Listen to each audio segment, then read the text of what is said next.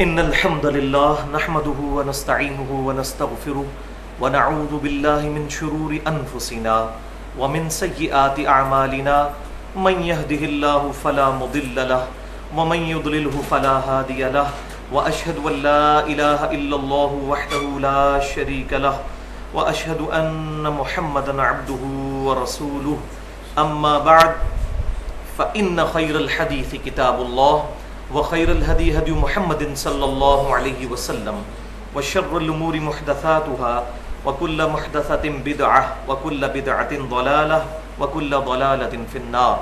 أعوذ بالله السميع العليم من الشيطان الرجيم من همزه ونفخه ونفثه. بسم الله الرحمن الرحيم. رب اشرح لي صدري ويسر لي أمري واحلل عقدة من لساني يفقهوا قولي. بسم الله الرحمن الرحيم.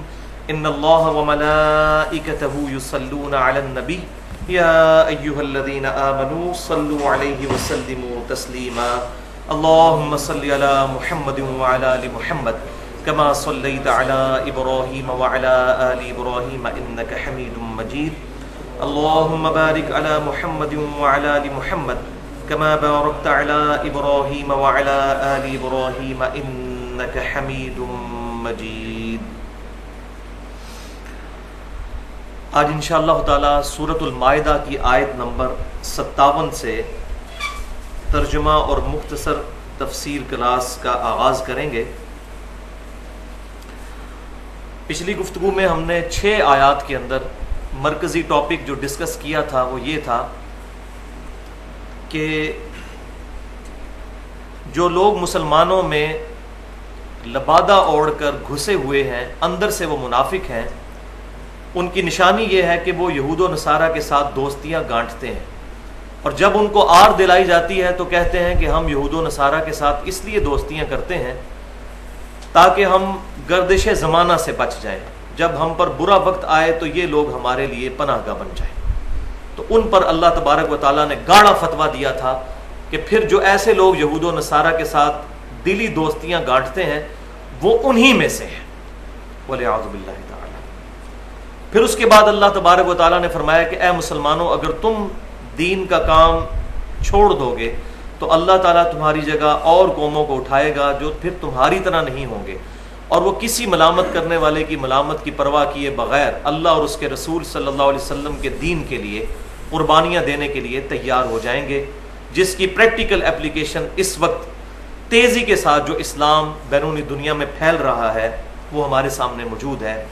11 ستمبر 2001 کے بعد صرف 9 مہینے میں 34,000 امریکن نے اسلام قبول کیا ہے اس قرآن کا ترجمہ انگریزی میں پڑھنے کے بعد، اور اس وقت سے لے کر اب تک تقریباً 11 سالوں میں روزانہ 400 بندہ مسلمان ہو رہا ہے امریکہ اور یورپ میں اس قرآن کی وجہ سے.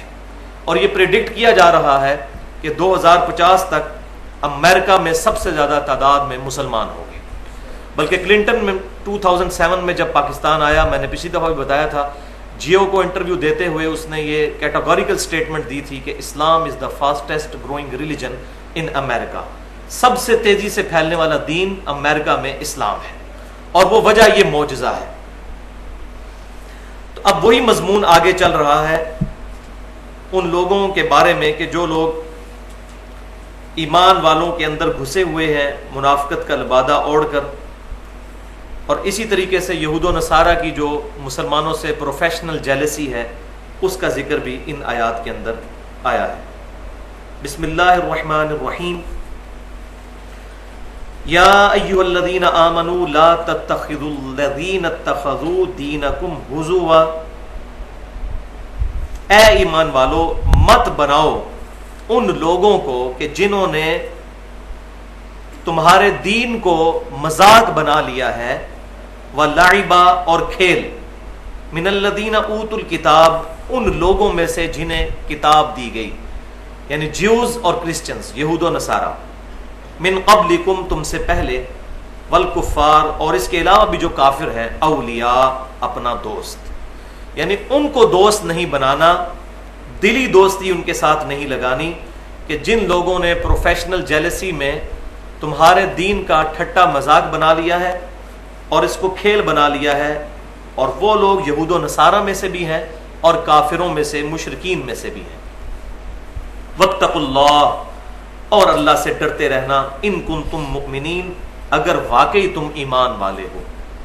یعنی یہ اللہ تعالیٰ کی طرف سے دھمکی ہے کہ اگر تم ایمان والے ہو تو اللہ تعالیٰ کے تقوی کی تلوار تمہارے سر پر لٹکتی رہنے چاہیے کہ یہ اللہ کی طرف سے حکم ہے کہ ان کے ساتھ دلی دوستی نہیں لگانی۔ میں نے پچھلی دفعہ بھی اشارتاً یہ بات کی تھی کہ اگر کوئی شخص دعوت و تبلیغ کے اعتبار سے کسی غیر مسلم کے ساتھ دوستی گانٹھ لے اور وہ خود اس بات کا کیپیبل بھی ہو کہ ان کے وسوسوں کو سیٹل کر سکے، اس کی کمپیریٹیو سٹڈی ایسی ہو، اس کا معاملہ اس سے الگ ہوگا، اس کو اجازت ہے، لیکن وہ بھی دلی دوستی نہیں گانٹ سکتا، بس ایسے تعلقات رکھ سکتا ہے جس کی وجہ سے ان تک دین کی دعوت پہنچا سکے۔ دلی دوستی کس کے ساتھ ہے وہ پچھلی دفعہ ہم پڑھ چکے، انما ولیکم اللہ ورسولہ، 55 نمبر آیت، بے شک تمہارے تو جگری دوست ہیں اصل میں اللہ اور اس کا رسول، والذین آمنوا، اور جو ایمان والے ہیں، یہ تمہارے جگری دوست ہیں، ان کے ساتھ تمہاری جگری دوستی ہونی چاہیے۔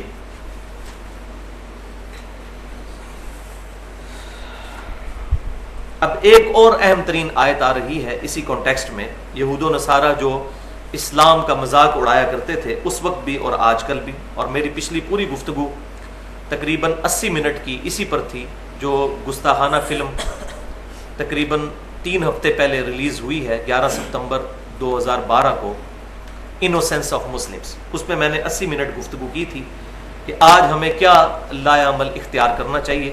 یہ ہماری گفتگو جو ہے وہ اہل سنت پاک.com پر اپلوڈ ہو چکی ہے تھرو یوٹیوب کا جو ہمارا چینل ہے 720085۔ تو انہی کی شرارتوں میں سے ایک شرارت یہ تھی،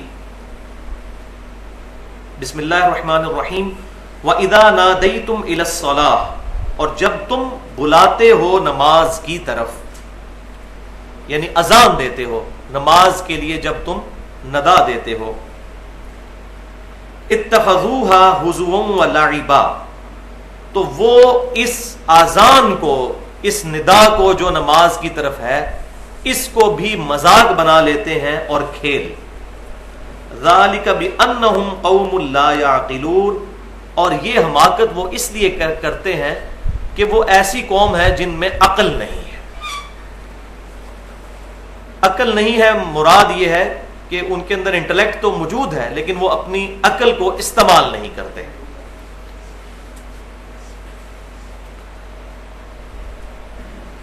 اس کانٹیکسٹ میں اذان کے حوالے سے میں تھوڑی ڈیٹیل گفتگو کر لوں، پھر انشاءاللہ تعالی اس کو آگے لے کر چلیں گے۔ یہاں اذان کا ذکر آیا کہ جب نماز کے لیے ندا دی جاتی ہے، نماز کی طرف بلایا جاتا ہے، تو وہ اذان کا مذاق اڑاتے ہیں۔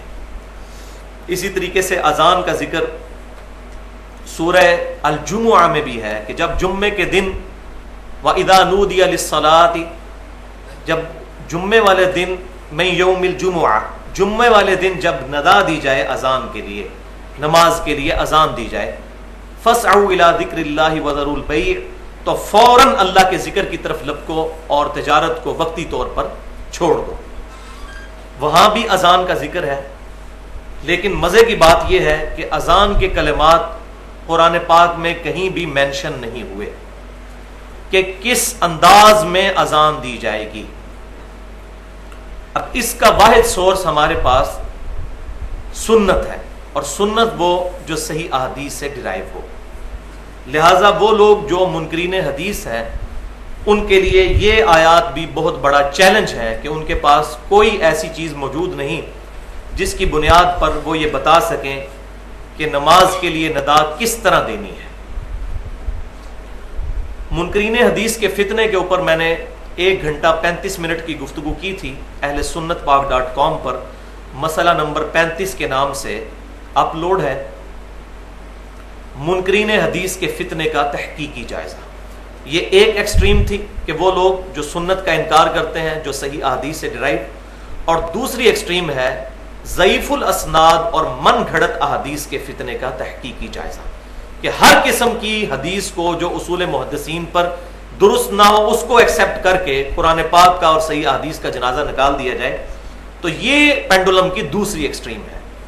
جس کو مسئلہ نمبر 36 کے نام سے ہم نے اپلوڈ کیا ہے اہل سنت پاک.com پر، ضعیف الاسناد اور من گھڑت احادیث کے فتنے کا تحقیقی جائزہ۔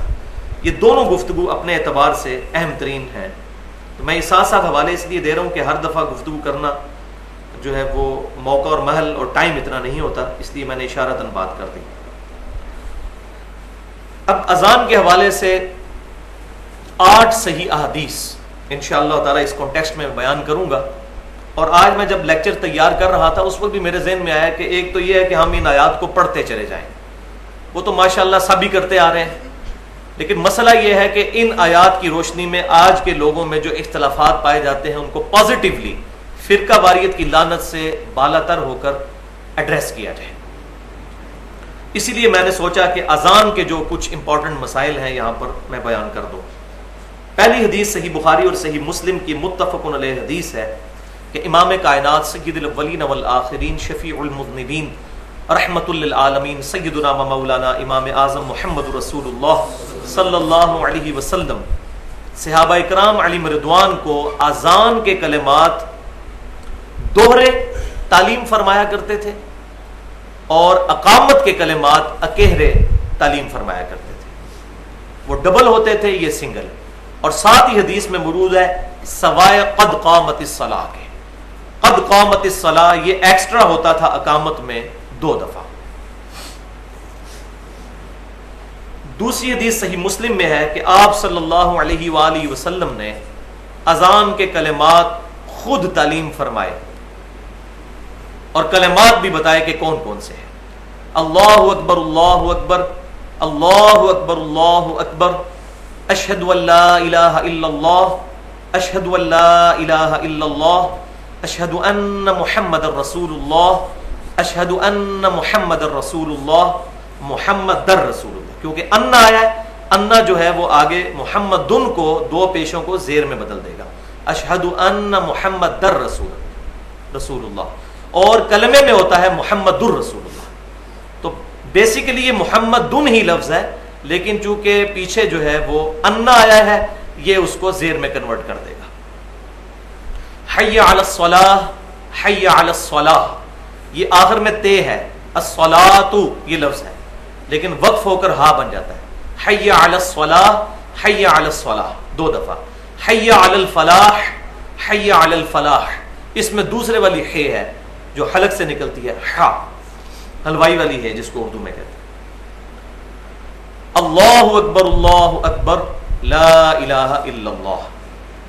اب ہمارے اہل تشیع بھائی جو ہیں ان میں بھی کلمات تو یہی ہیں تھوڑے سے فرق کے ساتھ، اور وہ بھی میں سمجھتا ہوں کہ وقت کے ساتھ ساتھ جو ایگزیجریشن آئی اس کا نتیجہ ہے، ورنہ اوریجنلی اذان کے کلمات یہی ہیں۔ البتہ انہوں نے جو ایڈیشن کی سیدنا علی رضی اللہ تعالیٰ عنہ کے بارے میں، تو ہم اس ایڈیشن کو کفر تو نہیں سمجھتے، ظاہر ہے کہ سیدنا علی کو ولی اللہ کہنا یہ کوئی کفریہ جملہ تو نہیں، یہ تو اسلام کا حصہ ہے، لیکن اذان کے ساتھ اس کو ایڈ کر دینا نبی صلی اللہ علیہ وسلم کی تعلیم فرمائے بغیر تو یہ بدعت ہے، اس کو ہم بدعت کہیں گے، کفر اور شرک نہیں کہیں گے، لہذا پازیٹیولی ان کو ایڈریس کرنا چاہیے۔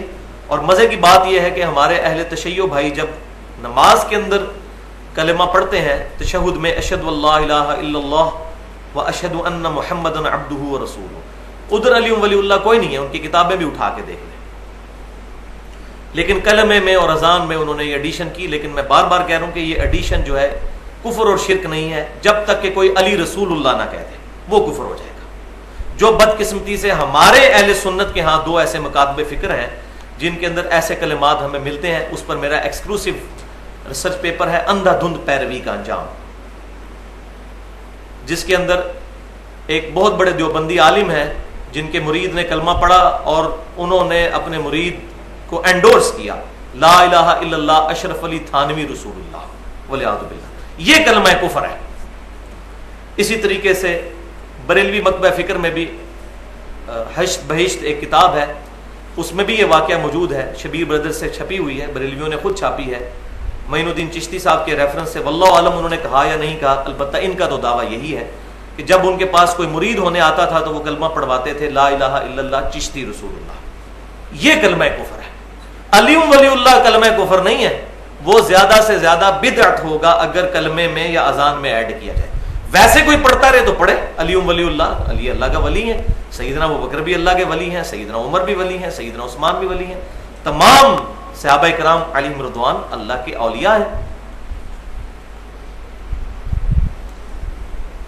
تیسری حدیث سنن نسائی میں، یہ جو بہت بڑا اہل بدعت کی طرف سے اہل سنت پر اعتراض ہوتا ہے کہ یہ جو فجر کی اذان ہے جی، اس میں الصلاۃ خیر من النوم کے الفاظ سیدنا عمر ابن خطاب رضی اللہ تعالی عنہما رضی اللہ تعالی عنہ انہوں نے تعلیم فرمایا. تو یہ بہت بڑا جھوٹ ہے، کسی صحیح سند سے یہ بات ثابت نہیں کہ سیدنا عمر نے اذان کے اندر یہ ایڈیشن کی ہو. وہ کیسے کر سکتے تھے؟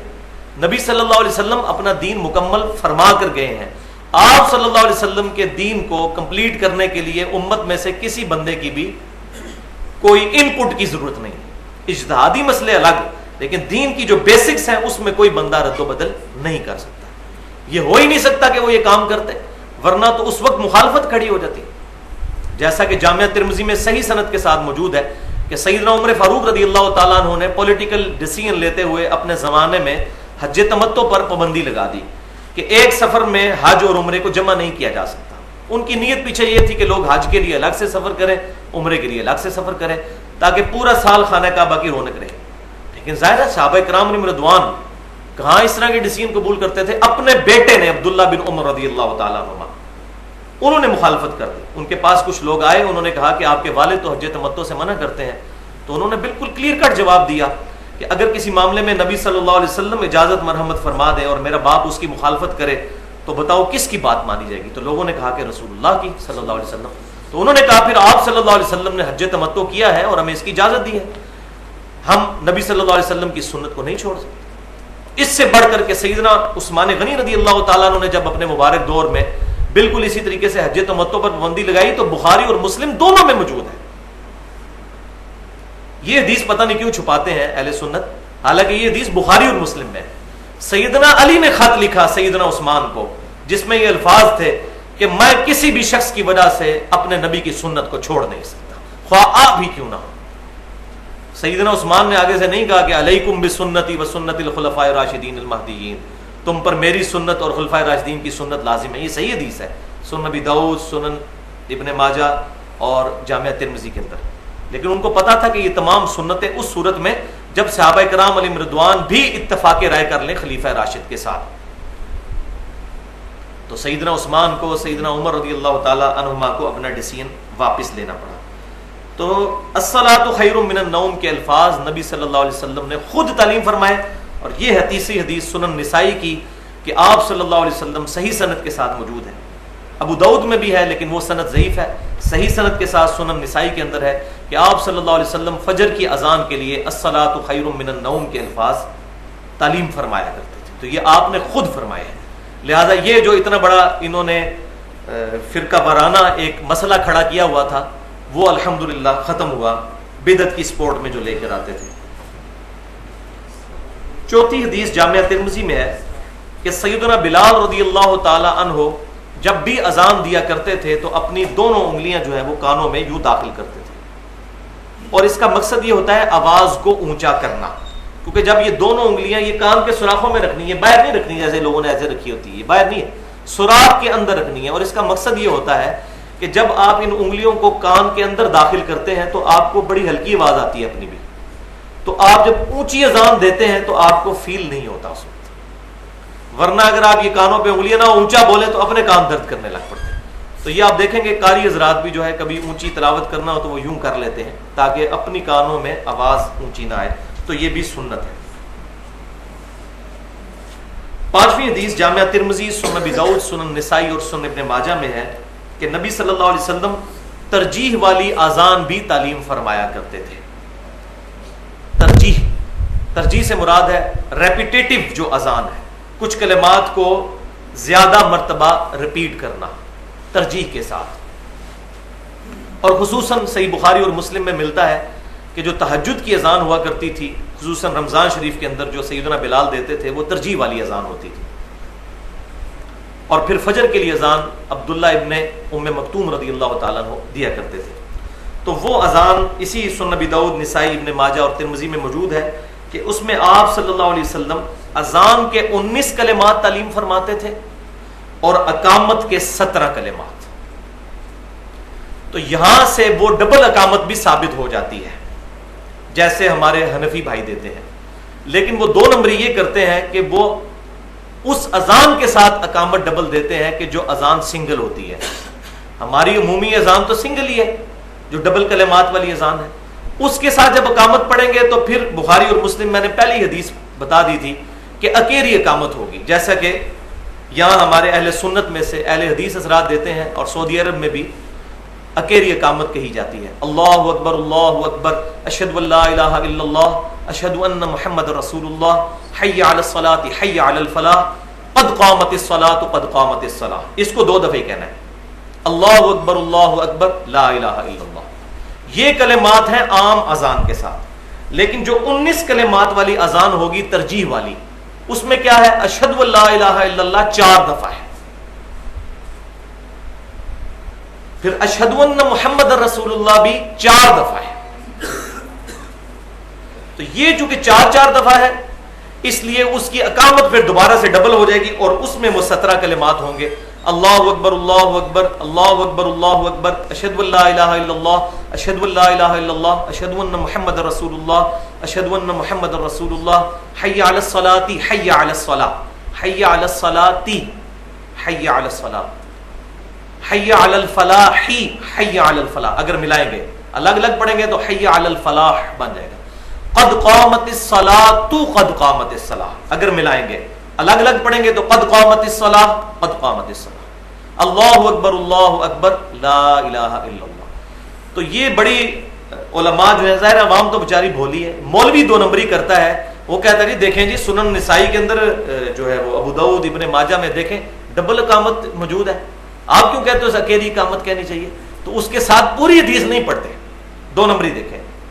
بالکل اس طریقے سے جیسا کہ ہم یہاں پر ایک مردہ سنت کو زندہ کرتے ہیں تو لوگ شور مچاتے ہیں، حالانکہ اس پہ علیحدہ سے ریسرچ پیپر بھی اب لکھ دیا ہے کہ جنازے کی نماز میں ایک طرف سلام پھیرنا یہ سنت ہے، پورے سعودی عرب میں ایک طرف پھیرا جاتا ہے.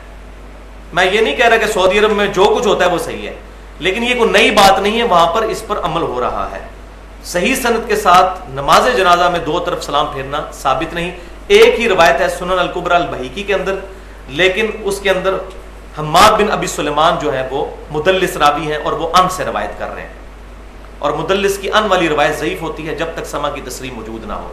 یہ پیٹ رول ہے جو صحیح مسلم کے مقدمے میں موجود ہے، وہ روایت ضعیف ہے. صحیح سند کے ساتھ المصنف عبد الرزاق کے اندر، المصنف ابن ابی شیبہ کے اندر، اسی طریقے سے سنن الکبری بہیقی کے اندر، سنن دارقطنی کے اندر، تمام ان کتابوں کے اندر صحابہ، تابعین، تبع تابعین اور نبی صلی اللہ علیہ وسلم سے بھی مرفوع یہ موجود ہے کہ آپ صلی اللہ علیہ وسلم جنازے میں ایک طرف سلام پھیرا کرتے تھے. بلکہ شاید اس وقت میری جیب میں ہو، میں نے آج کسی بھائی کو دینی تھی یہ چیز، تو یہ میں آپ کو روایت بھی بتا دیتا ہوں، یہ جو 2 نمبری کرتے ہیں. ہاں جی، المصنف ابن ابی شیبہ میں 3 جلد میں 306 نمبر صفحے پہ ہے کہ ابراہیم نخعی رحمۃ اللہ علیہ، جو امام حنیفہ رحمۃ اللہ علیہ کے دادا استاد ہیں اور بخاری اور مسلم کے متفقن علیہ راوی ہیں، وہ فرماتے ہیں، یہ تابعی ہیں، کہ سجدہ سہو میں اور جنازے کا ایک ہی سلام ہے. سجدہ سہو میں بھی ایک سلام ہے اور جنازے میں بھی ایک سلام ہے. سجدہ سہو کے 3 طریقے ہیں، 2 تو وہ ہیں جو بخاری اور مسلم میں آئے کہ پوری اتحیات پڑھنے کے بعد 2 سلام پھیرنے سے پہلے ڈائریکٹ 2 سجدے کیے جائیں، پھر دونوں طرف سلام پھیر لیے جائیں. ایک یہ طریقہ جو بخاری اور مسلم میں ہے. دوسرا طریقہ بخاری اور مسلم میں کچھ یوں ہے کہ دونوں طرف سلام پھیر لیا جائے، اس کے بعد 2 سجدے کر لیے جائیں، پھر دوبارہ سلام پھیرنے کی ضرورت نہیں. اور تیسرا طریقہ یہ ہے جو سیدنا ابراہیم نخعی رحمۃ اللہ علیہ سے ثابت ہے کہ التحیات للہ والصلوات، یہ عبدو و رسولو تک پڑھ کر ایک طرف سلام پھیرا جائے، پھر 2 سجدے کر کے پھر دوبارہ تشہد پڑھ کر دونوں طرف سلام پھیرا جائے. اس کا اشارہ صحیح مسلم میں بھی ملتا ہے دوبارہ تشہد پڑھنے کا. اب ابراہیم نخعی کی ایک ہی حدیث ہے وہ کہ صحف میں بھی ایک سلام ہے اور جنازے میں بھی ایک سلام، تو اس سے آدھی روایت تو وہ لے لیتے ہیں، آدھی چھوڑ دیتے ہیں. افتؤمنون ببعض الکتاب وتکفرون ببعض، کیا تم کتاب کے آدھے حصے پر ایمان لاتے ہو اور آدھے پر ایمان ہی نہیں لاتے؟ ایسے مولوی گھستا ہے دین کے اندر اور اپنے مطلب کی چیزیں نکال کر امت کو فتنے میں داخل کرتا ہے. لہذا سجدہ سہو میں بھی ایک سلام اور نماز جنازہ میں بھی دائیں طرف ایک سلام پھیرنا ہے. یہی سنت ہے. تو بات کہاں سے کہاں نکل گئی؟ میں اذان کا بتا رہا تھا کہ جب ڈبل اذان ہوگی تو اقامت ڈبل ہوگی. اگر سنگل اذان جو ہم عموماً دیتے ہیں تو اس کے لیے اقامت سنگل ہی ہوگی. یعنی اذان کے کلمات ڈبل اور اقامت کے سنگل. چھٹی حدیث صحیح بخاری اور مسلم کی متفق علیہ حدیث ہے کہ آپ صلی اللہ علیہ وسلم نے فرمایا کہ اذان کی آواز سن کر شیطان کی ہوا خارج ہو جاتی ہے اور بھاگ جاتا ہے. اسی طریقے سے جب اقامت کہی جاتی ہے تو بھی شیطان کی ہوا خارج ہو جاتی ہے اور وہاں سے بھاگ جاتا ہے. اور صحیح مسلم میں تو باقاعدہ موجود ہے، ایک مقام کا ذکر کر کے وہاں تک بھاگ جاتا ہے. اور وہ راوی کہتے ہیں کہ وہ مدینہ شریف سے 36 میل دور تھا. یعنی اذان کی آواز کا اتنا روب ہے کہ شیطان 36 میل دور بھاگ جاتا ہے. 7ویں حدیث صحیح مسلم میں ہے کہ آپ صلی اللہ علیہ وآلہ وسلم نے فرمایا کہ جو شخص اذان کا جواب دے، اور جواب کیا ہے وہ اگلی حدیث میں بتا دوں گا، اذان کا جواب دے اس کے بعد مجھ پر درود شریف پڑھے، تو جو ایک دفعہ مجھ پر درود شریف پڑھے گا اللہ تعالیٰ اس پر 10 رحمتیں نازل فرمائے گا. پھر آپ صلی اللہ علیہ وسلم نے فرمایا کہ اس کے بعد وہ الوسیلہ والی دعا اللہ کے حضور میرے لیے مانگے تو میری شفاعت قیامت والے دن اس شخص کے حق میں حلال ہو جائے گی. تو شفاعت رسول صلی اللہ علیہ وسلم حاصل کرنے کا نسخہ کیا ہے؟ اذان کا جواب دینا ہے، اس کے بعد درود شریف پڑھنا ہے، اور اس کے بعد الوسیلہ والی دعا مانگنی ہے. دعا صحیح مسلم میں موجود نہیں. یہی حدیث مختصر الفاظ کے ساتھ صحیح بخاری میں ہے اور وہاں دعا بھی ہے. اللہم رب هذه الدعوة التامة والصلاة القائمة آت محمدا الوسیلة والفضیلة وابعثه مقاما محمودا الذی وعدتہ، یہاں تک. اور انک لا تخلف المیعاد، یہ حصہ بھی سنن البیہقی الکبریٰ کے اندر صحیح سند کے ساتھ موجود ہے. تو یہ بیچ میں جو ایڈیشن کی ہوئی ہے وہ درجۃ الرفیعہ اور ساتھ شفاعت کے جو الفاظ ہیں وہ کہنے کی ضرورت نہیں، وہ اس کی وجہ سے شفاعت خود بخود ہو جائے گی. وہ الفاظ صحیح سند کے ساتھ ثابت نہیں ہے. 8ویں حدیث صحیح مسلم میں آپ صلی اللہ علیہ وسلم نے اذان کا جواب بھی تعلیم فرمایا کہ اللہ اکبر کے جواب میں اللہ اکبر اس کو آپ ریپیٹ کریں. حی علی الصلاح حی علی الفلاح کے جواب میں لا حول ولا قوت الا باللہ کہنا ہے. وہ کلمات بھی ریپیٹ کیے جا سکتے ہیں. دونوں حدیثیں صحیح مسلم میں موجود ہیں. ایک میں تو کیٹاگوریکل مینشن ہے کہ جو کچھ مؤذن کہتا ہے وہی کہو. اس کے تحت اگر کوئی اس کے جواب میں یہ کہہ لیتا ہے تب بھی ٹھیک، حی علی الصلاح حی علی الفلاح کے جواب میں وہی. لیکن دوسری حدیث میں ملتا ہے کہ لا حول ولا قوت الا باللہ، یعنی نہیں ہے طاقت گناہوں سے بچنے کی اور نہ نیکیوں پر استقامت مگر اللہ کی توفیق سے. اور یہاں یہ بات بھی یاد رکھیں کہ صحیح بخاری اور مسلم کی متفق علیہ حدیث ہے کہ آپ صلی اللہ علیہ وسلم نے فرمایا قیامت والے دن جو مؤذن لوگ ہیں اذان دینے والے ان کی گردنیں سب سے لمبی ہوں گی. یہ اس کی فضیلت ہے. اس کے علاوہ بھی فضائل بہت زیادہ موجود ہیں، لیکن اکثر اذان دینے کے جو فضائل بیان کیے جاتے ہیں وہ ضعیف سند کے ساتھ ہی بیان ہوتے ہیں. لیکن اذان جو ہے اس کی فضیلت بہت زیادہ ہے، اور یہ نہیں سمجھنا چاہیے کہ یہ کوئی 3rd کلاس لوگوں کا کام ہے اذان دینا. بڑھ چڑھ کر شوق سے جب بھی موقع ملے اذان دینے کی سعادت حاصل کرنی چاہیے. لیکن اذان پہلے سیکھیں اور کسی عالم کو سنا بھی لیں تاکہ اذان صحیح دینی آ جائے، اس کے بعد اذان کے لیے کھڑے ہوں. اسی طریقے سے اب 2-3 مسائل ہیں یہاں پر میں بیان کر دوں. 3 مسائل، 3 امپورٹنٹ پوائنٹ ہیں جو میں یہاں پر ڈسکس کرنا چاہتا ہوں اذان کے حوالے سے. پوائنٹ نمبر 1 یہ ہے کہ جامعہ ترمذی سنن نبی داؤد کے اندر صحیح سند کے ساتھ یہ حدیث موجود ہے کہ امام کائنات صلی اللہ علیہ وسلم نے ارشاد فرمایا کہ اذان اور اقامت کے درمیان کی گئی دعا رد نہیں جاتی. اذان اور اقامت کے درمیان جو دعا کی جاتی ہے، اس طرح باقی صحیح حدیث میں ملتا ہے فرض نماز کے فوراً بعد، لیکن یہ والا جو موقع ہے یہ زبردست موقع ہے کہ اذان اور اقامت کے درمیان دعا اللہ تبارک و تعالیٰ قبول فرماتا ہے. تو اگر کوئی شخص مسجد میں پہلے پہنچ جاتا ہے، تحیۃ المسجد کے نوافل پڑھتا ہے یا تحیۃ الوضو کے، اس کے بعد ابھی ٹائم باقی ہے، تو اس وقت کو دعاؤں میں گزارے اور اللہ کے حضور اپنی التجا پیش کرے. یہ دعاؤں کی قبولیت کا وقت ہے. اور یہاں پر مجھے اب ضمناً بات یاد آ گئی، جامعہ ترمذی میں صحیح سند کے ساتھ موجود ہے کہ دعا کبھی بھی رد نہیں جاتی. 3 صورتیں ہی ہوتی ہیں دعا کی، یا تو اللہ تبارک و تعالیٰ جو کچھ اللہ سے مانگا وہ عطا فرما دیتا ہے، یا پھر اللہ تبارک و تعالیٰ اس دعا کے بدلے میں انسان کو اس سے بہتر چیز عطا کر دیتا ہے. یہ بھی ہو سکتا ہے کہ اس کی کوئی مصیبت ٹل جائے، یا وہ جو ڈیمانڈ کر رہا ہے اس سے اچھی چیز اللہ تعالیٰ اس کو عطا کرتا ہے. اور پھر تیسری چیز آپ صلی اللہ علیہ وسلم نے فرمائی کہ پھر یا یہ صورت ہوتی ہے کہ اس دعا کو اللہ تعالیٰ قیامت کے دن تک کے لیے محفوظ فرما دیتا ہے، پھر قیامت والے دن اس کا اجر عطا فرمائے گا. لہٰذا دعا کثرت کے ساتھ خشوع خضوع کے ساتھ کرتے رہنا چاہیے اور اس میں ذرا بھی سستی نہیں کرنی چاہیے. پوائنٹ نمبر 2، یہ بڑا راگ الاپا جاتا ہے کہ جی خصوصاً اہل سنت پر یہ الزام لگایا جاتا ہے کہ یہ جمعے کی 2 اذانیں کیوں نہیں دیتے، 1 اذان کیوں دیتے ہیں، کیونکہ باقی ہمارے جو حنفی بھائی ہیں وہ 2 اذان دیتے ہیں.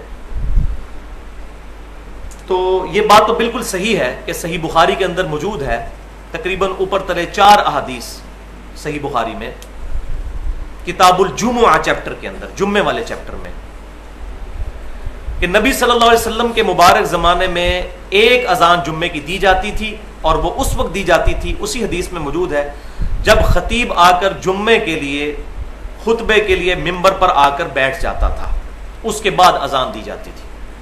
سیدنا عمر کے زمانے میں بھی، سیدنا ابوبکر صدیق، سیدنا عمر کے زمانے میں بھی، اور سیدنا عثمان کے شروع کے زمانے میں بھی جمعے کی 1 اذان ہی دی جاتی تھی. لیکن ساتھ ہی پھر ان احادیث میں موجود ہے کہ سیدنا عثمان غنی رضی اللہ تعالیٰ عنہ کے مبارک دور میں کثرت کے ساتھ لوگوں کی تعداد ہو گئی، یعنی لوگ بڑھ گئے بہت زیادہ جو جمعے والے تھے مدینہ شریف میں، اور بازار بھی کافی پھیل گیا تھا. تو سیدنا عثمان غنی رضی اللہ تعالیٰ عنہ نے جمعے کی 2ری اذان شروع کروائی، اور ایک روایت میں ہے 3ری اذان. تو وہ تمام محدثین جو ہیں وہ اس پہ یونانیمسلی ایگریڈ ہیں کہ وہ 3ری اذان سے مراد ہے، پہلے ہی 2 اذانیں ہوتی تھی، 1 اذان اور 1 اقامت، کیونکہ اقامت کو بھی اذان کا ایکویلنٹ گنا جاتا ہے. تو ایک حدیث دوسرے کی شرح کرتی ہے، تو ساتھ وہ 2 اذانوں والی بھی ہے اور 3 اذانوں والی بھی. لیکن اس میں تمام محدثین جو ہیں وہ متفق ہیں، بریلوی، دیوبندی، اہل حدیث، تمام جب ترجمہ کرتے ہیں اس حدیث کا تو ساتھ بریکٹ میں لکھ دیتے ہیں کہ 3 سے مراد ہے 2 اذانیں اور 1 اقامت. میں اس لیے بتا رہا ہوں، ہو سکتا ہے آپ پڑھیں تو 3 کا ذکر ہے تو سمجھ نہ آئے اس وقت بات. ویسے بھی میں نے پہلے جو حدیث بیان کی کہ جب اقامت ہوتی ہے تب بھی شیطان بھاگ جاتا ہے، یہ بھی اذان کا ایکویلنٹ ہوتا ہے. تو سیدنا عثمان غنی رضی اللہ تعالیٰ عنہ نے اذان شروع کروائی، اور یہ بخاری کے الفاظ موجود ہیں کہ اذان شروع کروائی اور بازار میں اذان شروع کروائی 2ری، تاکہ بازار والے لوگوں کو پتہ چل جائے کہ مسجد میں خطیب جو ہے ممبر پر آ کر بیٹھ گیا ہے. آج کل والا حساب تو نہیں تھا نا کہ اسپیکر سے آواز پہنچ جاتی تھی، ایسے تو ہوتا ہی نہیں تھا. تو وہ 2ری اذان جو تھی، 2ری اذان سے مراد نہیں کہ پہلے 1 ہوئی پھر 2ری، یہ پیرل میں 2 اذانیں ہوتی تھی. مسجد میں 1 ہی اذان ہوتی تھی. 2ری اذان سے مراد یہ نہیں کہ مسجد میں 2ری، اس میں موجود ہے کہ 2ری اذان جو ہے وہ بازار میں ہوا کرتی تھی، تاکہ بازار والے لوگوں کو بھی پتہ چل جائے کہ مسجد میں خطیب آ کر ممبر پر بیٹھ چکا ہے. تو یہ سائملٹینیسلی دونوں اذانیں ہوتی تھی، مسجد میں بھی ہو رہی ہوتی تھی اور بازار میں بھی. جس طرح آج کل بیک وقت ساری مسجدوں میں اذانیں شروع ہو جاتی ہیں، تو اذان تو 1 ہی ہے وہ. اب وہ اگر کوئی اس کو گننا شروع کر دے تو 100-150 تو ہمارے شہر میں ہی اذانیں ہو رہی ہیں. تو بے وقوفی ہے نا اگر کوئی اس کو اس طریقے سے ایکومولیٹو اس کی گنتی کرنا شروع کر دے، تو یہ بے وقوفی ہے نا. تو پیرلل میں 2 اذانیں ہوتی تھیں، ایک بازار میں اور ایک مسجد میں، اور مقصد کیا تھا کہ بازار والوں کو پتہ چل جائے کہ مسجد میں چلیں، اب خطیب ممبر پر بیٹھ چکا ہے. ظاہر ہے کمیونیکیشن کے لیے اس وقت اس طریقے سے سپیکرز وغیرہ اویلیبل نہیں تھے، تو لہٰذا بالکل ٹھیک ہے، ہم اس پہ کوئی اعتراض نہیں کرتے. لیکن مسئلہ یہ ہے کہ یہ چونکہ ایک اجتہادی مسئلہ تھا، اس وقت سیدنا عثمان نے جو کچھ کیا، ہم اس کو الحمدللہ سر آنکھوں پر رکھتے ہیں. آج بھی اگر دنیا سے ٹیکنالوجی ختم ہو جائے یہ والی کہ اسپیکر کے ذریعے اذان کی آواز نہ پہنچ سکے، تو ہم بھی اس دوسری اذان کو بالکل جائز سمجھتے ہیں، دینی چاہیے. لیکن اب چونکہ وہ محل نہیں رہا، لہٰذا اسی سنت کی طرف رجوع کرنا چاہیے جو صحیح بخاری میں بھی موجود ہے کہ سیدنا عمر فاروق رضی اللہ تعالیٰ عنہ سے ریکویسٹ کی گئی کہ آپ اپنا خلیفہ کسی کو بنا دیجئے. تو انہوں نے فرمایا کہ اگر میں اپنا خلیفہ کسی کو بناتا ہوں تو میں اس کی سنت پر عمل کرتا ہوں جو مجھ سے بہتر ہے، یعنی سیدنا ابو بکر، اور اگر میں اپنا خلیفہ کسی کو نامزد نہیں کرتا تو میں اس کی سنت پر عمل کرتا ہوں جو ابو بکر سے بھی بہتر ہے، یعنی نبی صلی اللہ علیہ وسلم. تو صحابہ کہتے ہیں ہم سمجھ گئے کہ سیدنا عمر بھی نبی صلی اللہ علیہ وسلم کی طرح اپنا خلیفہ کسی کو نہیں بنائیں گے. آپ نے وہ 6 رکنی کمیٹی بنا دی، 10 مبشرہ میں سے 6 بندوں کو ڈال دیا، سیدنا عثمان، سیدنا علی، سیدنا طلحہ، سیدنا زبیر، عبد الرحمن بن عوف، سعد بن ابی وقاص رضی اللہ تعالی عنہم اجمعین. لیکن اپنے اوپر رسپانسبلٹی نہیں لئی کہ ایک بندے کو، انہوں نے کہا اگر میں کرتا ہوں تو ابو بکر کی سنت ہے. تو میں بھی یہاں یہی کہتا ہوں کہ اگر کوئی شخص 2 اذان والی سنت پر آج بھی عمل کرتا ہے بہت اچھی بات ہے، لیکن مسجد میں 2 اذانیں نہ دے. یہ پبلک کو دھوکہ دینا بند کریں یہ مولوی. یہ اذان ہوگی بازار میں دوسری، سر آنکھوں پر سیدنا عثمان کی سنت پر عمل کریں، بہت اچھی بات ہے، ہم اس کو صحیح سمجھتے ہیں. لیکن مسجد میں دیں گے تو پھر ہم کہیں گے کہ پھر اب یہ بدعت کی طرف جانے والی بات ہے، کیونکہ مسجد میں سیدنا عثمان سے ثابت نہیں ہے. ان پر یہ جھوٹی تہمت نہ لگائی جائے، وہ حدیثیں خود کھول کر پڑھیں تو پتہ چلے گا کتنا بڑا دھوکہ ان مولویوں نے ہمیں دیا ہوا ہے. اور ہم سے اگر کوئی پوچھتا ہے اہل سنت منہج پر جو لوگ چل رہے ہیں، تو ہم کہتے ہیں کہ اگر ہم 2 اذانیں دیتے ہیں تو ہم اس کی سنت پر عمل کرتے ہیں جو اس امت میں سیدنا ابو بکر اور عمر کے بعد سب سے افضل ہیں، یعنی سیدنا عثمان رضی اللہ تعالیٰ عنہ. اور اگر ہم ان کی سنت پر عمل نہیں کرتے تو ہم ان کی سنت پر عمل کرتے ہیں کہ جو نبی صلی اللہ علیہ وسلم کی سنت اور آپ کے بعد آپ کے 2 خلفاء جو اس امت میں سب سے بڑھ کر ہیں، سیدنا ابو بکر اور سیدنا عمر رضی اللہ تعالی عنہما. لہذا یہ مسئلہ بھی میں نے کلیئر کیا. اب پوائنٹ نمبر 3، یہ تھوڑا سا انٹرسٹنگ معاملہ ہے اذان کے حوالے سے. آپ لوگ بچپن سے یہ بات سنتے آئے ہوں گے اپنے بڑے بوڑھوں سے، اور پھر ہمارے پاکستان میں اس طرح کے تمام بے سند واقعات کو پروپوگیٹ کرنے کے لیے ایک بہت اچھا سورس موجود ہے. وہ ہے ایسی قوالیاں جس کے اندر ایگزیجریشن کے ساتھ صحابہ کرام علیہم رضوان کی یا نبی صلی اللہ علیہ وسلم کی تعریف کی جاتی ہے. اگر کوئی نعت پڑھتا ہے یا کسی صحابی کی منقبت پڑھتا ہے جائز ہے، میوزک کے ساتھ نہ ہو، لیکن وہ چیزیں ہوں جو ثابت بھی ہوں. خام خواہ ان کی شان کو دھکے کے ساتھ بلند کرنا یہ دین کے اندر ایگزیجریشن ہے، ظلم ہے، غلو ہے، بدعت کے درجے میں ہے. اور بسا اوقات انسان کا ایمان بھی برباد ہو جاتا ہے جب نبی صلی اللہ علیہ وسلم پر اگر کوئی جھوٹی بات منسوب کر دی جائے. تو ہمارے معاشرے میں ایک واقعہ بڑا عام ہے جو قوالی کے ذریعے بھی عام کیا گیا کہ ایک دفعہ کچھ صحابہ نے شکایت کی سیدنا بلال کی کہ وہ اذان صحیح نہیں دیتے،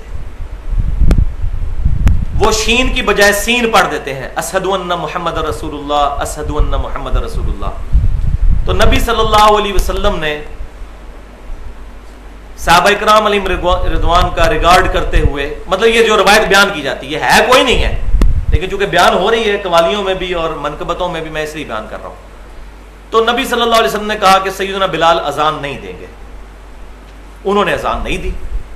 اذان نہیں دی تو سورج ہی طلوع نہیں ہوا جو صبح کے وقت پو پھوٹتی ہے فجر کے لیے. کیونکہ وہ تہجد کی، یہ بڑے ہے سمجھدار ہیں، ان کو پتہ ہے. کوئی پوچھے کہ فجر کی اذان تو ویسے ہی پو پھوٹنے کے بعد ہوتی ہے، تو وہ اذان چونکہ سیدنا بلال تو تہجد کی اذان دیا کرتے تھے، وہ پو پھوٹنے سے پہلے ہوتی تھی. لہٰذا یہ میں ٹیکنیکل پوائنٹ بتا دوں آپ کو، یہ نہ ہو آپ ہاتھ ڈال بیٹھے اور آگے سے وہ علمی تو طریقے پہ آپ کو خاموش کروا دیں. فجر کی اذان تو عبداللہ بن ام مکتوم دیا کرتے تھے، بخاری اور مسلم میں موجود ہے، کیونکہ وہ نابینا صحابی تھے. ان کو اگر کوئی بتاتا تھا کہ فجر کا جو وقت شروع ہو چکا ہے، صبح صادق جو صبح جو ہے وہ فجر کے وقت جو ہے وہ پو پھوٹتی ہے مشرق کی طرف سے، تب وہ اذان دیتے تھے. تو سیدنا بلال کی اذان بخاری مسلم میں آتا ہے کہ وہ لوگوں کو جگانے کے لیے ہوتی تھی تاکہ لوگ سحری کر لیں. تو سیدنا بلال نے اذان نہیں دی تو اس دن ختم سحری نہیں ہوا، یعنی صبح صادق ہی نہیں ہوئی، فجر کا وقت ہی نہیں شروع ہوا. بڑے لوگ پریشان ہوئے کہ یہ مسئلہ کیا ہوا ہے. تو پھر پتہ چلا کہ جی وہ فرشتہ آیا، اس نے نبی صلی اللہ علیہ وسلم کو خبر دی کہ چونکہ بلال کی اذان پہ آپ نے پابندی لگائی تھی، اس لیے جو ہے وہ سورج ہی جو ہے وہ طلوع نہیں ہوا، سورج جو ہے اس کی پو جو ہے نہیں پھوٹی، ولیعوذ باللہ تعالی. اب یہ اس طرح کے من گھڑت واقعات پریزنٹ کر کے تو ہم بھی پھر سبحان اللہ اور الحمدللہ کہتے ہیں جی دیکھو جی سورج نہیں نکلا. بھائیو یہ سورج کا اس کے ساتھ کوئی تعلق نہیں ہے. ہم یہ مانتے ہیں اس بات کو کہ یہ پاسبل ہے کہ اگر پیغمبر دعا کریں تو سورج نہ نکلے یا سورج اپنی جگہ پر رک جائے. وہ روایت جو سیدنا علی کے بارے میں آتی ہے کہ ایک دن ان کی عصر کی نماز قضا ہو گئی تھی، نبی صلی اللہ علیہ وسلم ان کی گود میں سر رکھ کر سو رہے تھے. روایتیں تو ہیں لیکن اصول محدثین پر تمام روایتیں وہ ضعیف ہیں. البتہ صحیح حدیث صحیح بخاری کے اندر موجود ہے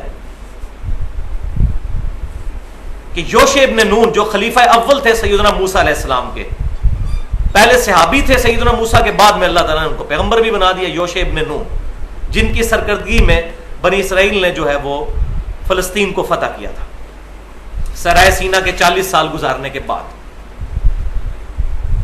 تو جمعے کا دن تھا اور جنگ جو ہے وہ اپنے عروج پر تھی اور مسلمانوں کے لیے فتح بالکل قریب آ چکی تھی بنی اسرائیل کے لیے، لیکن سورج غروب ہونے کا وقت قریب تھا. اب سورج جب غروب ہو جاتا تو ہفتے کا دن شروع ہو جاتا ہے، کیونکہ اسلامی کیلنڈر جو ہے وہ تو مغرب کے ساتھ شروع ہوتا ہے. اور ہفتے والے دن یہودیوں کے لیے، بنی اسرائیل کے لیے، اس وقت کے جو مسلمان تھے، یہودی اس وقت کے مسلمان تھے، اب چونکہ انہوں نے ہمارے امام کا انکار کیا ہے صلی اللہ علیہ وسلم، اس لیے وہ کافر ہوئے ہیں. ادروائز آج بھی اگر وہ آپ صلی اللہ علیہ وسلم کی تصدیق کر دیں تو ہمارے بھائی ہیں. تو اس وقت تو ظاہر ہے کہ وہ وقت کے پیغمبر کو ماننے والے تھے تو مسلمان تھے. تو یوشع ابن نون علیہ السلام چونکہ پیغمبر تھے، صحیح بخاری میں ملتا ہے انہوں نے اللہ کے حضور دعا کی کہ اے اللہ سورج کو روک دے تاکہ ہم آج کے دن فتح حاصل کر لیں، کیونکہ فتح بالکل قریب ہے. اگر سورج غروب ہو گیا پھر ایک دن کا گیپ آ گیا تو کافروں کو تیاری کرنے کا موقع مل جائے گا. ہفتے والے دن ہم تو قتال کر نہیں سکتے. تو اللہ تعالیٰ نے ان کی دعا قبول کی اور بخاری کے الفاظ ہیں کہ سورج کو روک دیا یہاں تک کہ مسلمانوں کو فتح ہوگی. تو اگر سیدنا یوشع ابن نون علیہ السلام کی دعا پر سورج رک سکتا ہے تو ہمارے پیغمبر صلی اللہ علیہ وسلم کی دعا پر بھی سورج رک سکتا ہے. کوئی پرابلم نہیں ہے. جو چیز صحیح سند سے ثابت ہوگی ہم مانیں گے.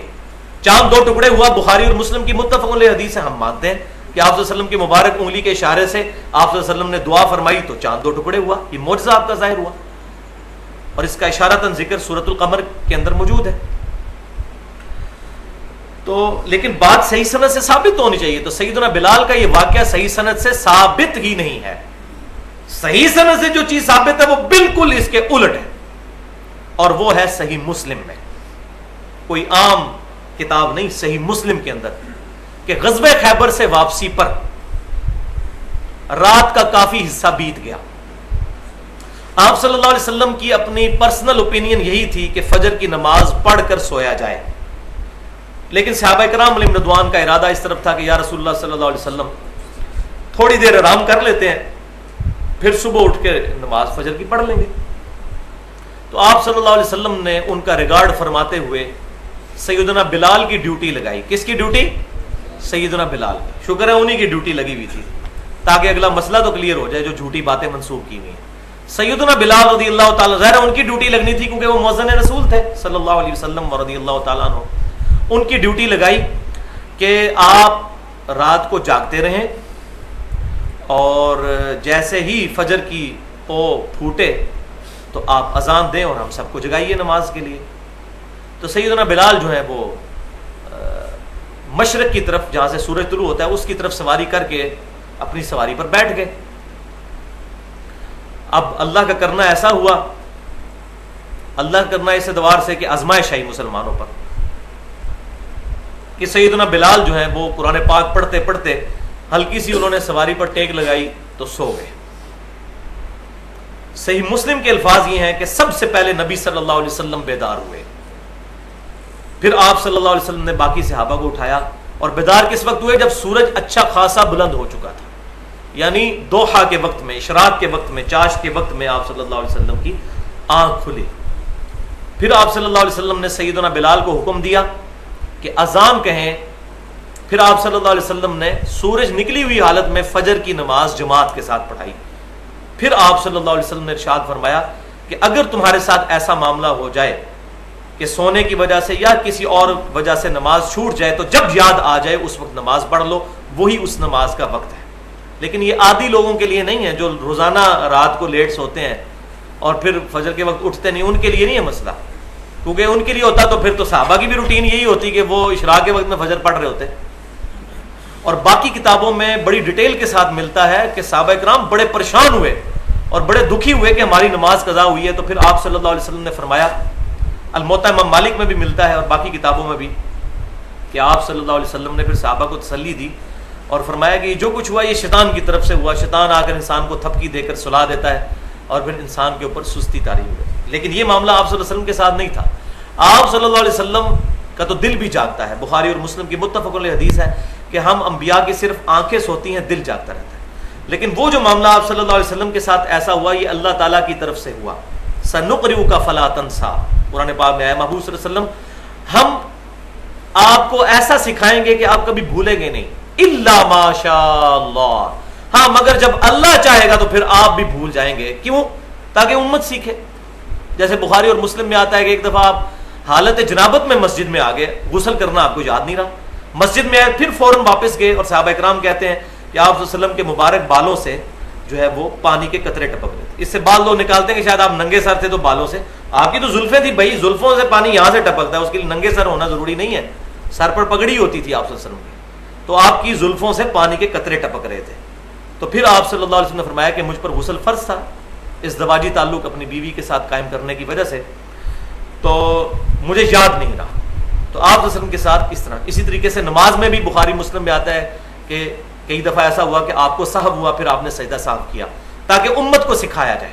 تو یہ معاملہ بھی جو کچھ ہوا، نبی پر معاذ اللہ غفلت طاری نہیں ہوتی، نہ شیطان کا غلبہ ہوتا ہے۔ صحیح مسلم میں حدیث ہے کہ ہر شخص کے ساتھ ایک فرشتہ اور ایک شیطان ہے اٹیچ۔ تو ایک صحابی نے جرت کر کے پوچھا، یا رسول اللہ آپ کے ساتھ بھی؟ فرمایا ہاں میرے ساتھ بھی، لیکن اللہ نے مجھے اس پر غلبہ دیا، وہ مسلمان ہو گیا، اب وہ بھی مجھے نیکی کی طرف ہی راغب کرتا ہے۔ تو سوائے آپ صلی اللہ علیہ وسلم کے کوئی شخص بھی شیطان سے محفوظ نہیں ہے، چاہے بڑے سے بڑا صحابی ہو، بڑے سے بڑا تابعی ہو، بڑے سے بڑا کوئی بزرگ۔ اسی لیے ہم کہتے ہیں کہ امام اس کو مانو، ما ضل صاحبکم وما غوا، تمہارے نبی نہ کبھی بہکے ہیں نہ کبھی بہرا چلے ہیں۔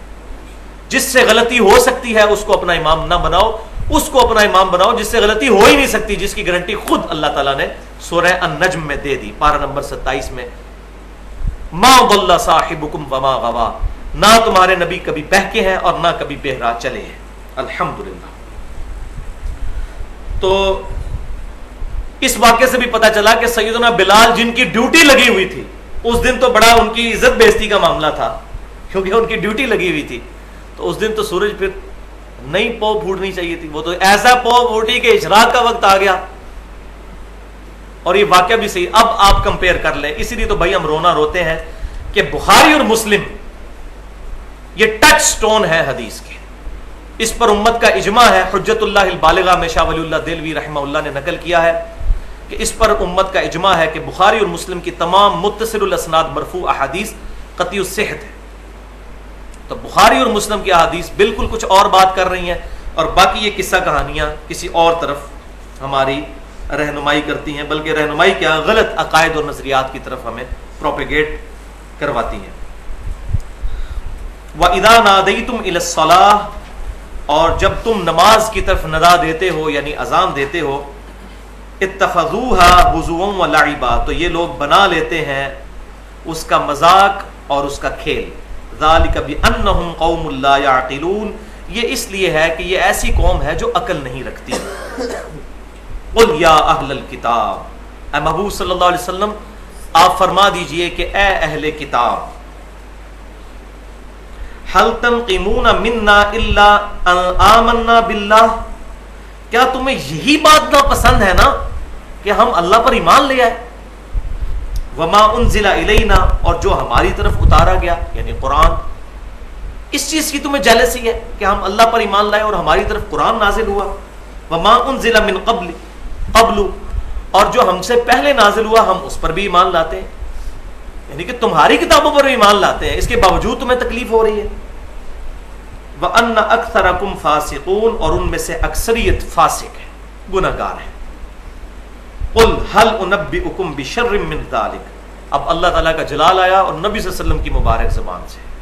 اے محبوب صلی اللہ علیہ وسلم اب ان کو فرما دیجئے، هَلْ أُنَبِّئُكُمْ بِشَرٍّ مِّن ذَلِكَ، کہ کیا میں تمہیں اس سے بھی زیادہ سخت بات نہ بتاؤں؟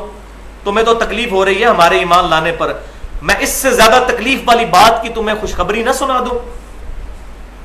مثوبۃ عند اللہ، جو اللہ تبارک و تعالیٰ کے نزدیک ہے.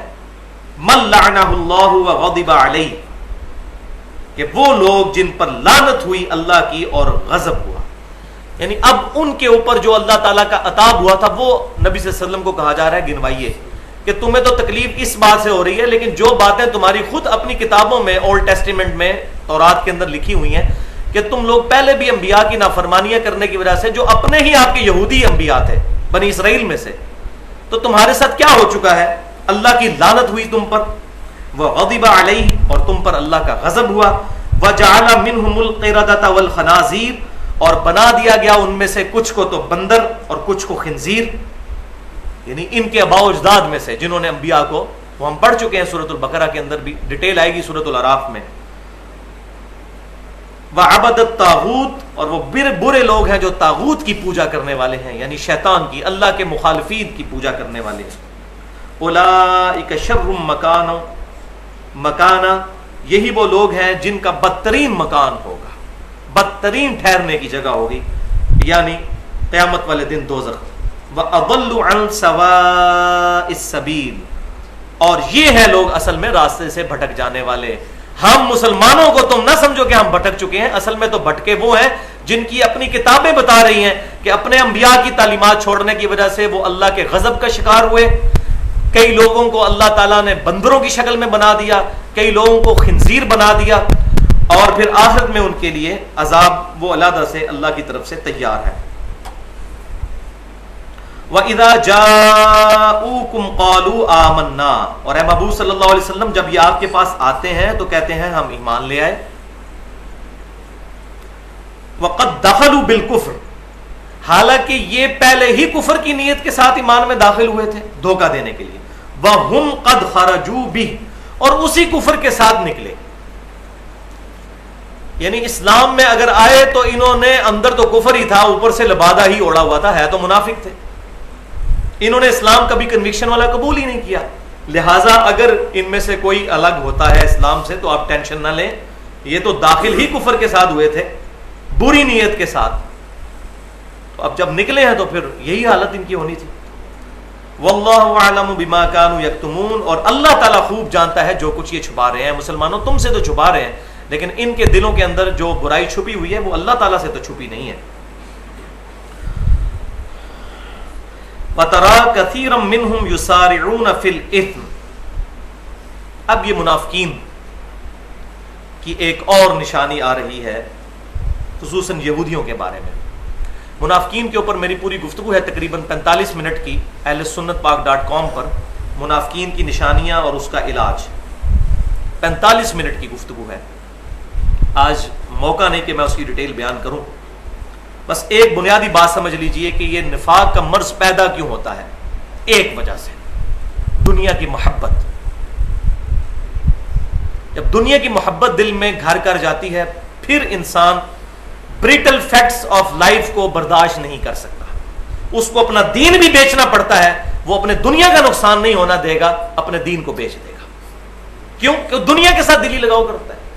اور ہماری امت کا تو مسئلہ ہی بہت بڑا ہے. جامعہ ترمذی میں حدیث ہے کہ آپ صلی اللہ علیہ وسلم نے فرمایا ہر امت کا ایک فتنہ ہے اور میری امت کا فتنہ مال ہے. بخاری اور مسلم کی متفق علیہ حدیث ہے. اشارتاً یہ بات اس حدیث میں بھی موجود ہے، بخاری اور مسلم کی متفق علیہ حدیث ہے.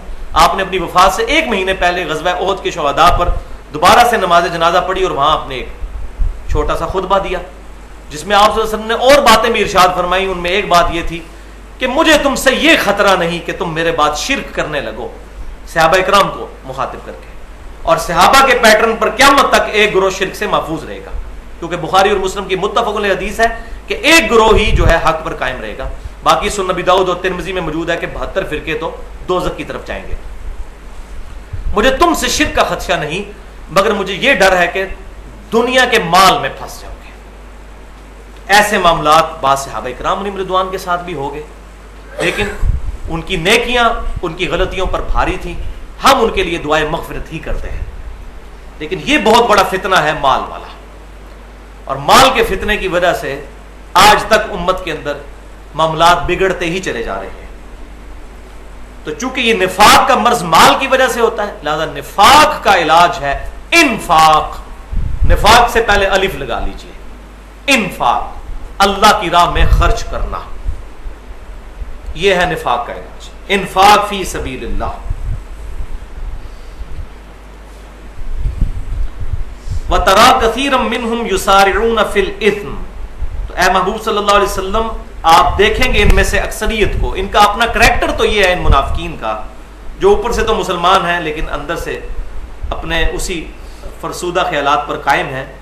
یسارعون فی الاثم، بڑی تیزی سے گناہ کی طرف جاتے ہیں، والعدوان، اور زیادتی کے کاموں میں، واکلہم السحت، اور حرام خور ہے. دیکھیں یہ نشانی بتائی گئی ہے منافق کی، حرام خور. وہ اس چیز کی پرواہ نہیں کرے گا کہ مال حلال طریقے سے آ رہا ہے یا حرام طریقے سے، پکا حرام خور ہوگا جو منافق ہوگا. لبئس ما کانوا یعملون، کتنا ہی برا کام ہے جو وہ کر رہے ہیں. اب اگلی آیت بھی اس کا ضرب سنام ہے، وہ آیت بھی اس کے ساتھ پڑھ لیتے ہیں، اس کے بعد کچھ احادیث ہیں وہ انشاءاللہ ہم اگلی دفعہ ڈسکس کریں گے، کیونکہ ابھی ٹائم باقی نہیں رہا، 3-4 منٹ رہ گئے. انشاءاللہ میں ڈیٹیل کے ساتھ اگلی دفعہ بیان کروں گا.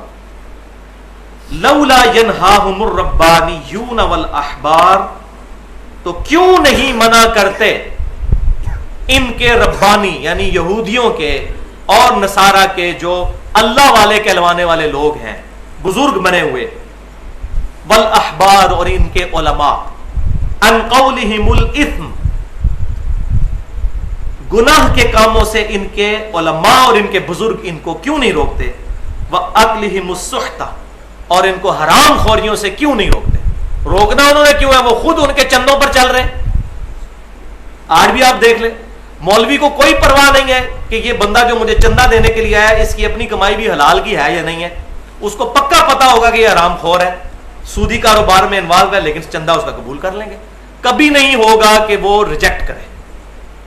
تو یہ سیم پرابلم یہاں پر بھی ہے. تو اللہ تعالیٰ فرماتا ہے کہ ان کے بڑے اللہ والے جو بنتے پھرتے ہیں اور بڑے علماء، یہ کیوں نہیں گناہ کے کاموں سے ان کو روکتے اور ان کو برائیوں سے اور حرام خوریوں سے.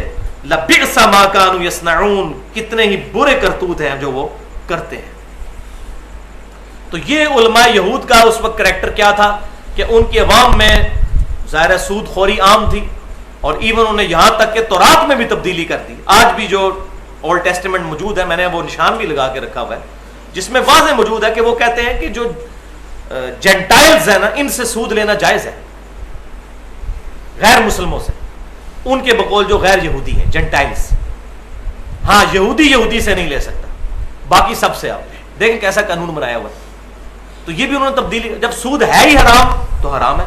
جس طرح ہمارے بھی یہاں انڈیا پاکستان میں حنفی علماء نے یہ فتویٰ دیا ہوا ہے. وہ ٹی وی پہ جب وہ ایک مفتی صاحب سے کیوں ٹی وی پر مسئلہ پوچھ رہے کہ فقہ حنفی کی روشنی میں یہ بات بتائیے کہ یہ بینک کا سود لینا جائز ہے یا ناجائز، تو انہوں نے کہا جی آپ پہلے یہ بتائیے آپ بات کہاں سے کر رہے ہیں. اب اس کا مسئلے کے ساتھ کیا تعلق ہے وہ آپ کو بعد میں پتہ چلے گا. اس نے کہا جی میں انڈیا سے بول رہا ہوں. شکر ہے وہ انڈیا سے بول رہا تھا، اس مولوی کا پول تو کھل گیا. تو اس نے کہا جی چونکہ آپ غیر مسلموں کے ملک میں تو وہاں آپ سود لے سکتے ہیں.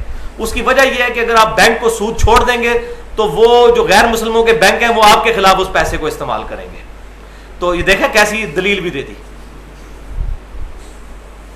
تو جو چیز بھائی قرآن میں حرام ہے وہ کیٹاگوریکل حرام ہے. یہی وہ ہیلے بازی جو ہے وہ بازی ہیں جس کا رزلٹ اس وقت امت کے سامنے ہے کہ جی انڈیا میں لے سکتے ہیں، پاکستان میں سود کھانا آپ کے لیے حرام ہوگا. تو ٹھیک ہے پھر تو پاکستان سے باہر نکلے لوگ، جا کے دوسرے ملکوں میں جا کے سود کھائیں. تو لیکن اب ہماری عوام بھی جو ہے اس طرح کے مسئلے جو آسان مسئلے ہوتے ہیں اور جن میں نفس بڑا خوش ہوتا ہے وہ بڑی آسانی کے ساتھ قبول کر لیتے ہیں.